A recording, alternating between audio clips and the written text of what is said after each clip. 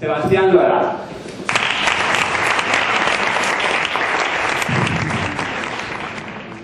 On October 2013, the American polling organization called Gallup released a research which stated that 87% of the world's workforce either dislikes or hates their job. Judging from that research and knowing that today we are approximately 60 people here, that means that at least 50 out of us don't enjoy the work we do for a living. That sucks. Think about your daily routine. Everything you do from 9 to 5, day in, day out. Well, actually in Spain that's 9 to 7, more or less. But you get the picture. And after you've thought about that, ask yourself, how engaged am I with the work I do? Do I love my job? If your answer is yes, congratulations. Please leave the room. Now. But if your answer was no, welcome to the club. There's a big problem nowadays in the developed countries, and that is a huge lack of motivation at work. Like robots, we get up every day, we go to work, 8 hours passes by, and then we return home only to start over again the day after.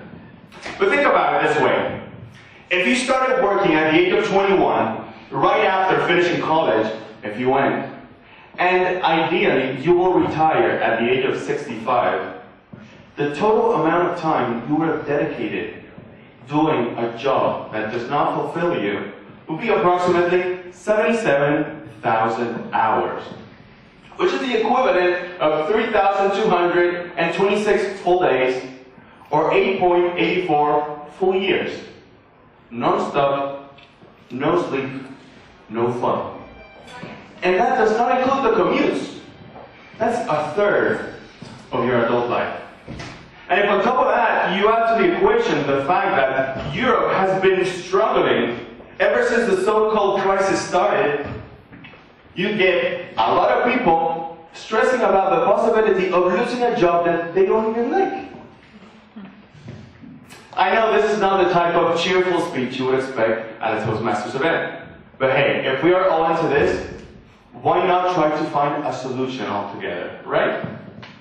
Well, that's exactly what we're going to try to do today. Because in this workshop, you'll get 3 things. First of all, one simple way to start monetizing your speaking skills by this summer. Because Toastmasters is a very expensive hobby. I would presume that everyone here enjoys public speaking at least just a bit. Number 2, 4 keys to master pretty much any type of presentation, so that you get an edge and probably get hired again afterwards. And number 3, a formula which will help you find other ways to monetize your speaking skills and hopefully in the future get greater work satisfaction. Because public speaking does not just have to be a fun thing to do. It can also become a huge part of who you are as a professional. Does that sound like a plan? Yes. It's not rhetorical. Does that sound like a plan? Yes. Yes. So let's get started. I became a Toastmaster about 5 years ago, in March 2010. And as Alex said, it was love at first sight. A few months earlier, I had given a speech at my cousin Andre's wedding. But there was a problem. 500 guests. Thanks for ruining Alex. Well, 500 guests. As you might expect, the experience almost gave me a heart attack. But I loved it. Talk about masochism. I had come from a somewhat shy background, but I had learned to start enjoying being the center of attention. And Toastmasters was the perfect fit for me. Right? A few months into my Competent Communicator manual, I really understood that this was for me. I started fantasizing about becoming a motivational speaker, about presenting on MTV, about being the weather guy. I mean, I had no idea where I wanted to go, but I knew deep inside that I wanted to become a professional speaker. But what's a professional speaker? Again, an unrhetorical question. What's a professional speaker? Come on. Get money for doing it. Exactly. Someone who makes a living out of speaking, like our friend Florian from Barcelona. But alternatively, what's a chef or a professional cook? Gets paid. Gets the living. Exactly. Someone who makes a living out of cooking. Raise your hand if you know anyone who's ever baked cookies at home and charged for it afterwards. Too few hands. I'm going to put it more simple. Raise your hand if you know anyone who's ever cooked a dish in a non-professional way and has sold it afterwards. At least just one time. Because one dish you cannot sell more than once. Okay, that's exactly the point. And it's the first takeaway of this talk. Start baking cookies. No, for real. This takeaway took me 3 years to figure out. You don't have to be a professional speaker to make a few bucks out of speaking. You just need to act like one. 3 years into my Toastmasters career, I got a call from Andy, a friend of mine. Hey Seb, are you still in that Toastmasters thing? See, I'm working at an events company and we might have a gig for you. It turns out that they needed a wedding celebrant. I didn't know what that meant either, but I still went. And when I got there, Marianne, Andy's boss, asked me right away, Sebastian, have you ever officiated a wedding before? For those of you who don't know, officiating a wedding means conducting the ceremony. Or, put more simply, it's like being a priest without the need for celibacy. I had given 2 very informal wedding speeches before, at my cousin's wedding and at a friend's wedding. So technically, I had not officiated weddings before. So when Marianne asked me, Sebastian, have you officiated weddings before? Of course I said yes. Richard Branson says, if anyone offers you an amazing opportunity and you're not sure if you can do it, say yes. And then learn how to do it later. I had no idea what I was getting myself into. But I felt that that was a good opportunity. She asked me for my wedding template, for some sort of physical presentation, and some other thing I don't remember, and I had none. I had to run back home, start doing research, copying, pasting, proofreading, fine-tuning, thanks to my friend and colleague Diane in Mallorca. I came up with a document that did not shout out loud that I had no idea about it, which was actually the case. 1 year later, I did my first paid wedding, and for the first time in my life, I felt like a professional speaker. What opportunities are out there in your community, in your hometown, which could get you to speak outside of Toastmasters and eventually start charging a fee for it, even if it's just a tiny bit. So in the next 3 minutes, I would like for each of you to turn to your neighbor and talk about these potential opportunities that might be out there in your hometown, whatever might come up. And it will help you to go through these 3 questions. And it's basically to find out which industries or events take place near you that need a speaker, who hires for those, and how you can make yourself visible to those people who hire. So let's talk about it for a while and then let's share what you found. Starting now.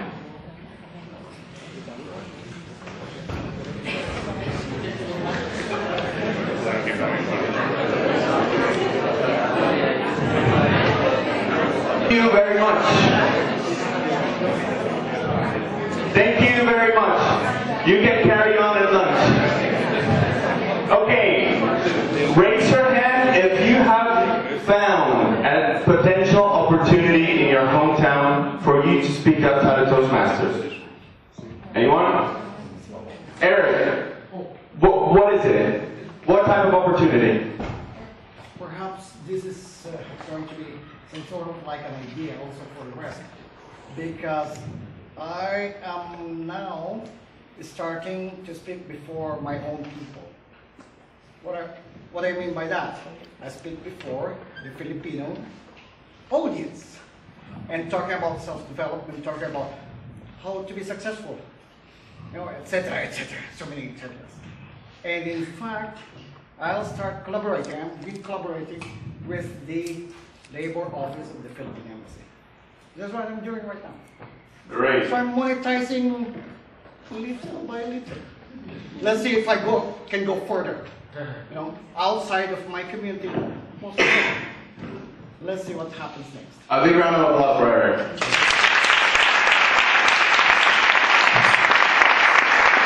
One more person who's found some clarity. Over there, mister, what's your name? Gore. Gore, like Al Gore. Gore. Well, I've been an entrepreneur all of my life. And I feel that people want to become entrepreneurs. So they invite me to talk about my experiences.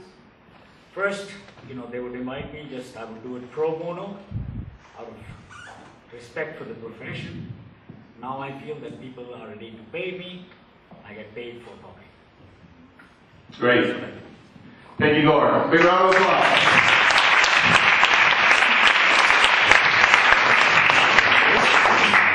In my own particular case, it was weddings.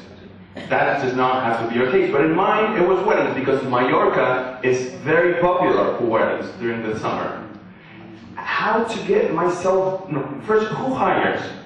The wedding planners, the event planners, and how to make myself visible to them by showing them footage, videos of my intervention in other weddings, which originally were just short speeches. I said it was a brief part of the ceremony. They were not there. They don't have to know, but that helps them to see. No, I mean, sometimes white lies are necessary for you to get ahead in life. And in the end, what was not a lie, it was that I was speaking at a wedding and it looked well. They enjoyed it. And that's what gave me the opportunity to carry on. Again, in your case, it might not be weddings, but it can be emceeing events, like a beauty pageant. It can be working at the radio. It can be chanting the bingo balls. It doesn't matter. It all depends on what's available there in your hometown. Because, takeaway number 2, your community needs good speakers. Find out what for, the industries, the events. Find out who hires those speakers, and find out how you can make yourself visible to them so that you can be one step closer from getting your first paycheck from speaking in public. I love speaking at Toastmasters. Everyone is so welcoming and supportive. So supportive that even when we screw up big time, we still get a big round of applause. That only happens in Toastmasters. I mean, raise your hand if you remember the last time you went blank on a speech. That brain fart that Rafael was speaking about. How stressful was that? Well, big time. And yet, I bet you that at the end of the meeting, at least one person came to you and said, "Great job."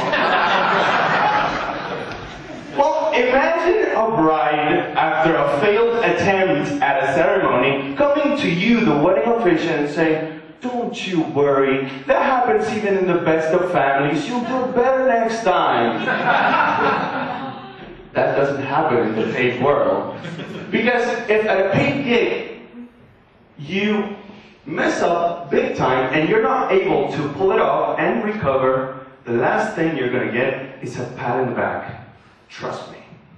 But when you do it well, when you connect with your audience and you get the nod and the smile and that eye contact, and at the very end they come to you and tell you how much they enjoyed your speech, that's powerful. And that's one of the things that gets you rehired. That first wedding went out well because I followed the preparation guidelines I learned in Toastmasters. And from that wedding, other weddings later on, and other paid gigs I've been to, I've understood that there are at least 4 key principles that will have you stand out from the rest of the speakers. and will eventually get you rehired. And these are the 4 principles. The first one, have amazing, killer content. As a wedding officiant, your duty is to marry the couple. But marrying them while giving a speech which is fun, which is interesting, which is memorable. And how do you do that? With good content. I once interviewed Olivia Schofield. Raise your hand if you don't know Olivia Schofield. Well, Olivia Schofield is the person from District 59 who's gone the farthest into the World Championship. She competed in 2011 in the finals. So she's got credibility. And she says that 80% of the success of a speech comes from having great content. If you don't believe me, believe her. In virtually any speech, in every speech actually, you need to dedicate time and effort to plan ahead and prepare well. And that includes, for starters, to have a very clear objective, know who you're going to speak to, and create a one and very clear message, main message for your entire talk. The more time you dedicate, the more effort you dedicate to this, the higher the probabilities to get a good outcome from it. Number 3. Number 2. Know your leading actors. Like in Hollywood movies, you have leading actors, you have supporting actors. Well, in most paid presentations, you have different levels of importance within the audience. What do I mean by that? Who are the most important people at a wedding? The bride and groom. Okay, I was looking for the wedding couple, but yeah, in traditional weddings, it's actually the bride. Exactly. After the bride comes the groom, after the groom, the parents, the siblings, the witnesses, the rest of the guests, and at the very bottom of the food chain, there's you, the officiant. And knowing this is very important, because you need to have it very clear in your mind so that you can prepare your content to craft your message thinking about the right people first. And when you're here, when you're delivering your message, to pay attention accordingly. So while you are planning ahead, preparing your presentation, you need to ask yourself, who are the most important people within this audience? And when you come up with that answer, you need to narrow it down a bit more and ask yourself, who calls the shots? When you know who these people are, you need to first think of them, and then after that, to the rest of the people. Key number 3, be light, be brief. Face it, you are not a priest, this is not church, they are here to have a good time. And that basically means they don't want to hear you ramble for too long. As a wedding officiant, your speech all throughout the ceremony should not be longer than 20 minutes, because that, on top of other people's interventions, the music, and any other bits and pieces, will mean you have a long enough ceremony. Well, in most presentations, in most paid speeches, most people will never complain about you going a bit shorter than expected. A bit shorter than expected.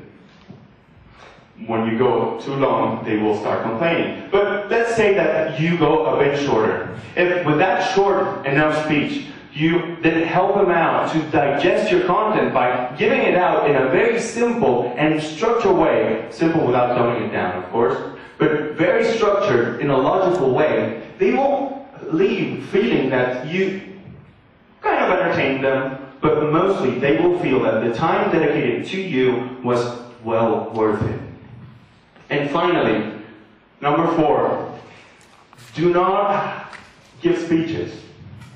Have conversations. In every presentation, people want to feel that you believe in your message, that you defend it, as Damian was speaking about. They want to feel that it's coming from the bottom of your heart. And that happens when you have conversations with your audience, as opposed to giving lectures. Why? Because the emotional connection that's generated when you have these conversations makes you likable and believable. But how to get there? Well, to get there you need to practice, practice, practice, and practice a bit more. And when you think that you're done practicing, then practice a bit more. Because that's the only way that you'll be able to deliver your message in a fluent and natural way. But of course, it always helps to bring out your notes. I have mine over there. Because who knows what might happen. And remember that when things go wrong in a paid speech, and you're not able to recover, the wife will come out with a knife and stab you. These 4 principles might sound very familiar to all of you because, again, you're Toastmasters. You have come through a very intense preparation, very intense few months, few years, becoming a good public speaker. And quite frankly, only that gives you a fantastic edge over the vast majority of speakers. We have approximately 300,000 people as active members in Toastmasters. If to that number you add the inactive members who are still alive, and those members of speaking associations all around the world, in a very simplistic way, we are less than 1% of the population. I mean, at a macro level, that's simplistic. But if you go to a wedding with 100 guests, it's very likely that you will be the only person capable of officiating that wedding and kick butts with it. So, take advantage of the training you are going through, because it's very valuable.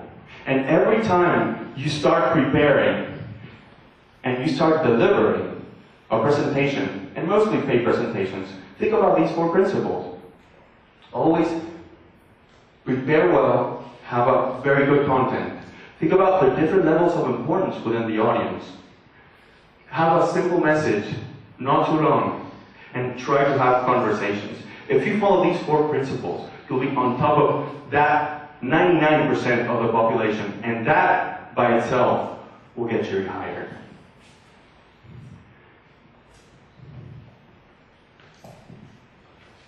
I know the weather in Mallorca is better than pretty much anywhere in Europe.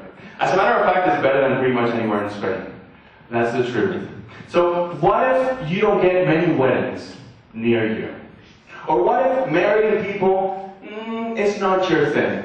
Or even worse, what if those opportunities we spoke about a while ago during the first exercise are either not reachable or just not appealing to you? In April 2011, Lisbon hosted the district conference, and the keynote speaker was Darren LaCroix. For those of you who don't know Darren LaCroix, he's the 2001 world champion of public speaking. If you don't know him, look him up. He's fantastic. At the end of the speech, I was so amazed that I ran after him because I wanted to buy one of his products and speak with him. I said, Mr. LaCroix, I'm in Toastmasters because I want to learn how to speak in public, because someday I want to become a professional speaker. But I have a problem. I don't know what to speak about. I've been looking for a message and I can't seem to find one. What should I do? Do you know what he said? Keep looking. Keep looking! It's been 4 years since that, and I'm still looking. But I know that in these 4 years, I've found some answers along the way by officiating weddings, by training people, and I know that I'm still working in a day job which pays for most of my bills, not all, but for most of them. However, I know that I'm on the right path mainly because of mentors that have been in my life. Raise your hand if you know a guy called John Lee Dumas. One hand. Write down that name now. Well, John Lee Dumas is the voice behind Entrepreneur on Fire, which is one of the leading podcasts for entrepreneurs in the world. And by listening to John Lee Dumas, I found out about an exercise which has given me some understanding, better understanding and clarity about what I want to achieve in life and where I want my professional path to continue. And it's a very simple exercise, which is called the zone of genius. And basically, the zone of genius works like this. You take out a piece of paper, you turn it sideways on an horizontal way, then you draw a vertical line in between so you have two exact same sides. On the left-hand side, you write down everything you're passionate about, everything you enjoy doing in life. And it doesn't matter what it is. I mean, it can be sleeping, it can be windsurfing, it can be throwing stones at your brother. It doesn't matter. On the right-hand side, you write down everything has a certain level of expertise, things you're good at. You don't need to be a master, but at least a bit better than the people who surround you. And here it helps a lot to ask those people who know you well to tell you what they think you're good at, because it will shed some light over this and maybe help you find other things you're good at that you didn't know about. But the most important part of this exercise, after you have written down both lists, is to try and find coincidences on both sides. You check both lists, and you see on your passions, you see on your expertise, try to find things that are similar. They don't have to be identical. As long as they have some sort of relation, it works. So if you say that on passions you love playing football, but you're not that good at playing football, but you're very good at training people play football, that matches. When you're done doing that, that's your zone of genius. Let's take 2 minutes to write down, to do this exercise. I strongly encourage you to carry it on at home. But for the sake of knowing how it works, let's do it 2 minutes. When I say go, start writing down your passions. When I say change, start writing down those things you think you're good at. Go.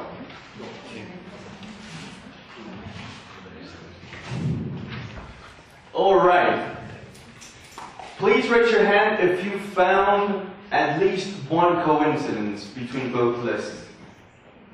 Please leave your hand up if you would be able to share it with everyone here.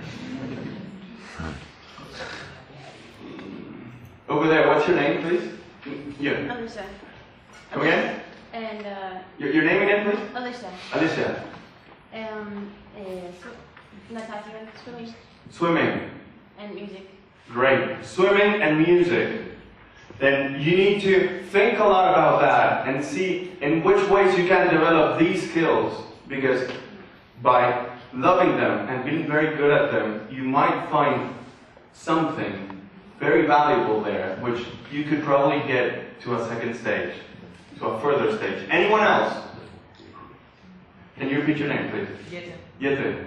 I put down languages. Languages. Always was very fond of languages. Mm. And I obviously use them every day at work. Great. You enjoy them then? Fantastic. Well, this exercise needs time. I mean, in 2 minutes, you cannot get the full depth of it. I mean, you need to think it through for a long time, what you're good at, what you're passionate about. Take a few days to write it down and ask the people who are close to you to help you out with that. Because this exercise alone can shed a lot of light and help you figure out where you can go in the future.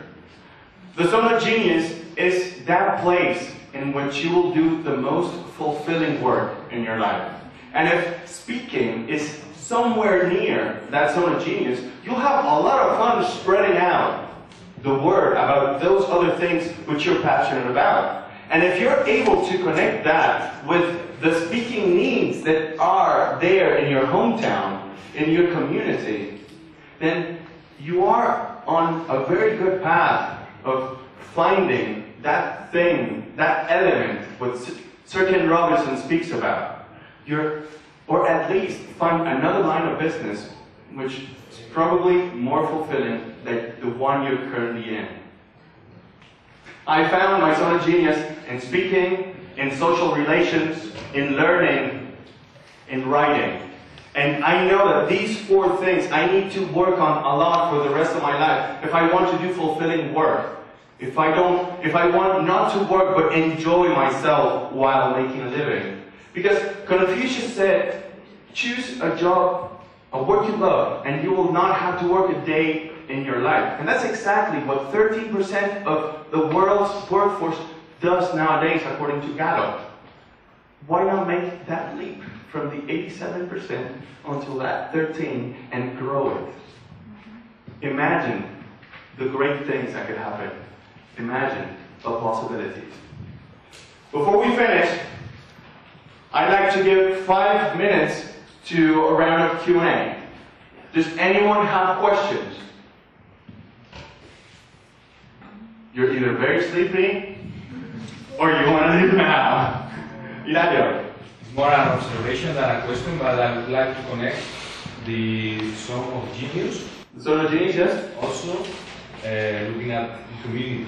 So, I gave a similar speech, some ideas than you, with Daniel Pink. So he said, what you are good at, what you like to do, and what there is a market for. So connecting back to what your community needs for good speakers or so.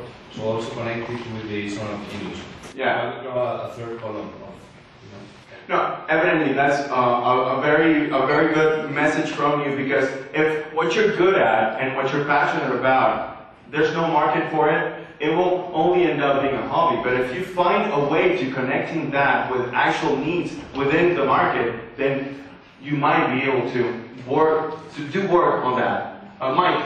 So first of all, your presentation is incredibly fantastic, and I really enjoyed listening to it. And I'm also still learning things about that type of speaking. There was also a woman who was a distinguished Toastmaster here in Spain named Barbara Hofmeister. She started 2 clubs in the Costa del Sol, the Marbella Club and the Achievers.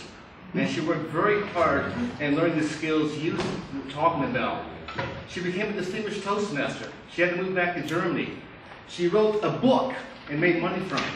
And her title of her book was, If I Can Do It, You Can Do It. That type of book. And she started her own radio station on the internet, interviewing successful women, how they did it, and share it with the public in all languages. And then she got asked to speak in Eastern Europe and Russia, Ukraine, to hundreds of women on stage, and she was making money. She stands about this tall, and she didn't speak Russian, but she had a translator. So if she can do it, and Barbara was an incredible force. She's on Facebook, you can find her, an incredible woman. Now she's an executive coach with executive CEOs who come to her, and, these men with alpha male personalities saying, Barbara, teach me how to connect. So she's an executive coach now, she's wrote a book, she's done it all. So, Barbara Hofmeister. Hofmeister. One up. And talk to the Achievers, they'll tell you about Barbara Hofmeister. She's an incredible woman. I gotta go now. I love you all. Take care. Thank you, Mike.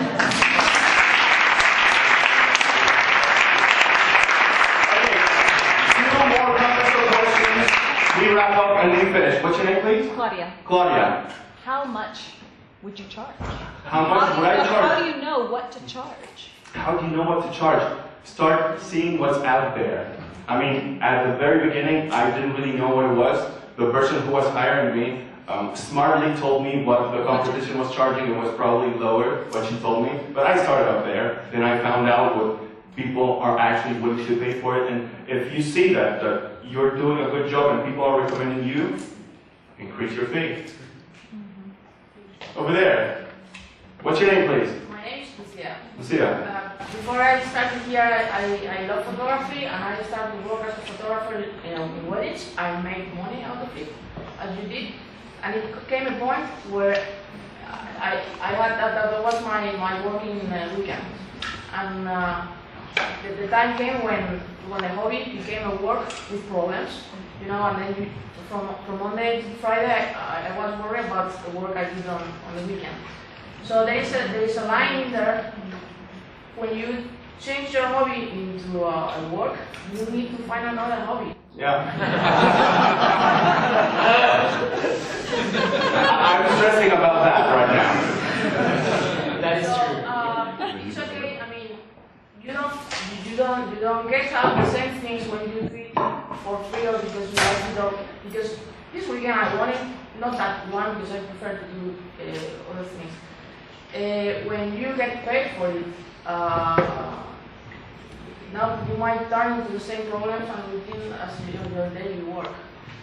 That's my fear. So how balance? It's kind of hard because that's my fear. What made you take that step and turn your hobby into a new job? Well, thank you, Lucia. I'm more or less at that stage still.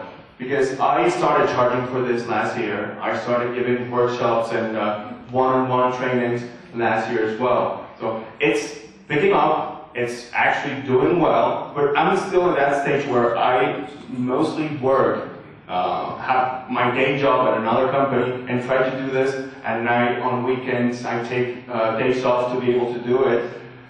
I don't know what's going to happen, but what I know is that I'm so passionate about this that it doesn't matter if I only work on this, because it will not feel like work.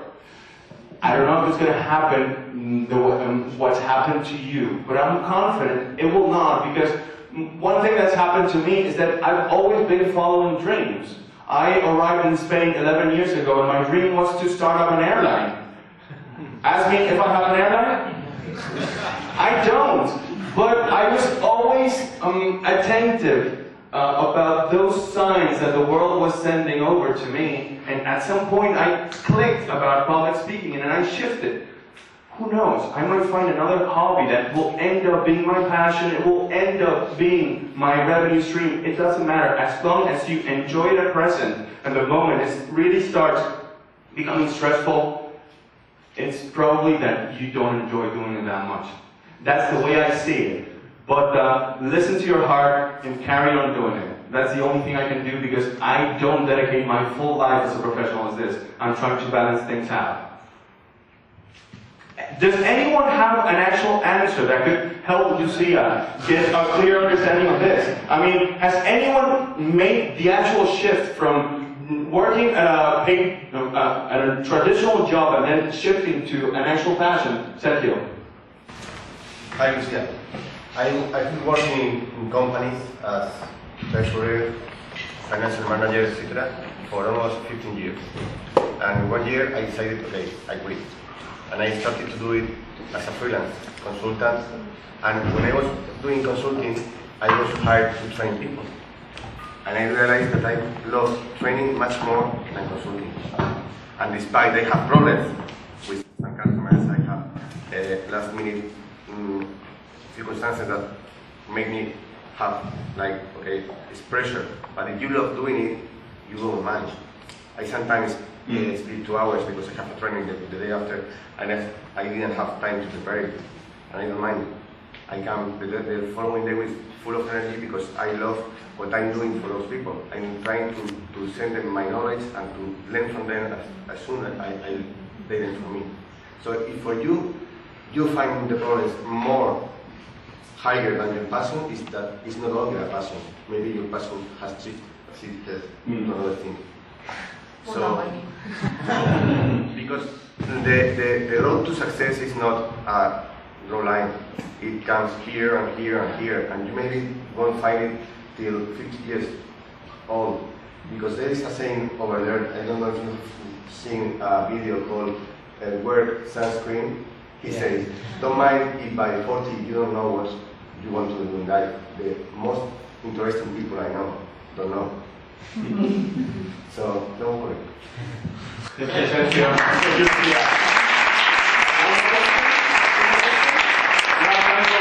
more questions? This is difficult. Who hasn't participated? John.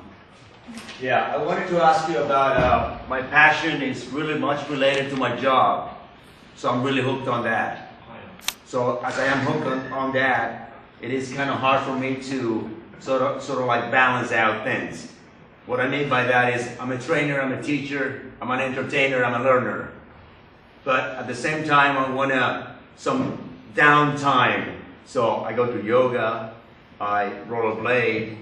So for me, it's kind of hard to find that balance as my passion has become my life, because that's what I do for a living. But what's the question? So the question would be, how can you sort of like balance that out? What can you do about it? But let me first ask you a question. Sure. Is this bringing you problems with the people which are closest to you, your partner, your family? Are you dedicating too much time to your job, which is your passion, and is that bringing you problems at home? Yeah, that could be a problem. The main problem would be stress, or as you say in Spanish, escuadro. So that's mainly because I'm hooked on it, and it is somehow I'm really hooked on it. Just try that. But if you're hooked on it, what's the actual problem? I mean, if you're enjoying what you're doing, and this is not causing problems in your surroundings, it causes me problems. It causes you problems. Then, if that's stressing you out, you need to take some time off. I mean, even if you really enjoy this, I need to go to an island called Mallorca. You already have the tickets. You told me that. I got a ticket to go there. No, but I do travel. But I also get all wired up. In my opinion, and I will probably ask for someone else to answer. He's got my answer. He will give it to you in a second. What I do is that I really need to disconnect, because as much as I love writing on my blog, as much as I love how just forgetting about it, taking time off, 2 days off, going away, doing other physical activities that will make your mind completely blank, or focus on other things, because that can drain you. And I can tell you by example, since I do have my day job, I need to get up earlier, go to bed later, work on weekends, take days off, and that can actually tire you. So you need time off. And do you have any other options over there as well? And one last after John. I'm sure you're a trainer and you are a good one. Sure? Yes or yes? Born ready, man. Yes. So, will you be able to teach another people to do what you do? Yes. Yes. So you have a business, you are not a freelance. If you are a business, I'm a freelancer. So you're a freelance. Yes. So if you're a freelance, you work Monday to Sunday as I do. Yeah. But if you have a business, you have people working for you. Well, yes. Yes. And you leverage your knowledge. Right, but I want to do it. I know, but you can do it. I don't want the managerial part. I want the technical part.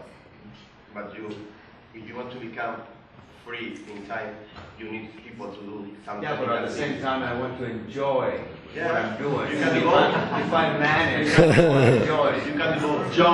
John, try to take what he's telling you and what he told Lucia beforehand and ponder upon that, because this is probably a matter of being quemado, how they say in Spain. Maybe. I mean, I don't have all the answers. Again, I just started. I'm telling you the way I've done it and how it's been working for me. But we can carry on the conversation afterwards, because we are running out of time. One last question and we wrap up and finish. Jorge, over here. Thank you.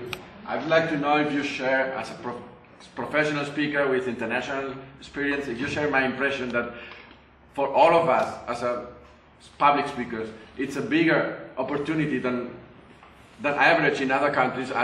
My impression is the average level in Spain for public speaking is so low, you know.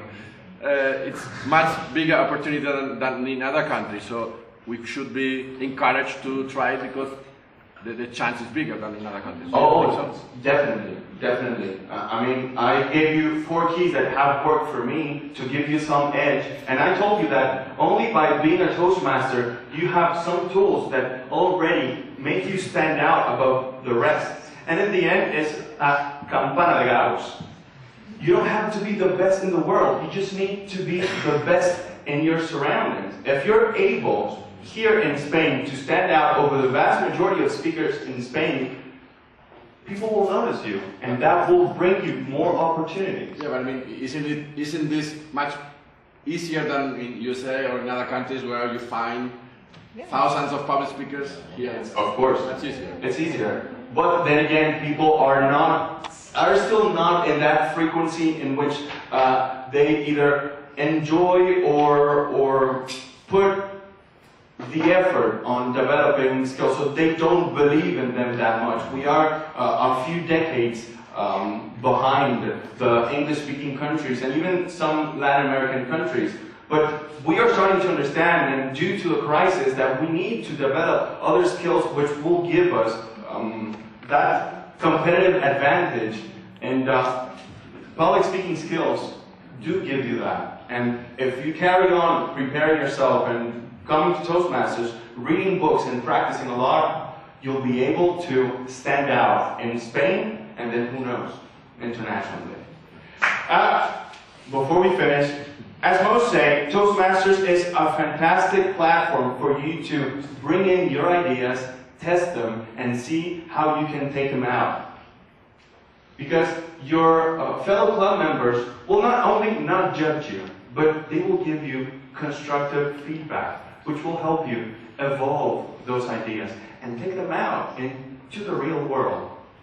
A world that's full of opportunities, only available to those who are ready to take them. Are you ready to take them?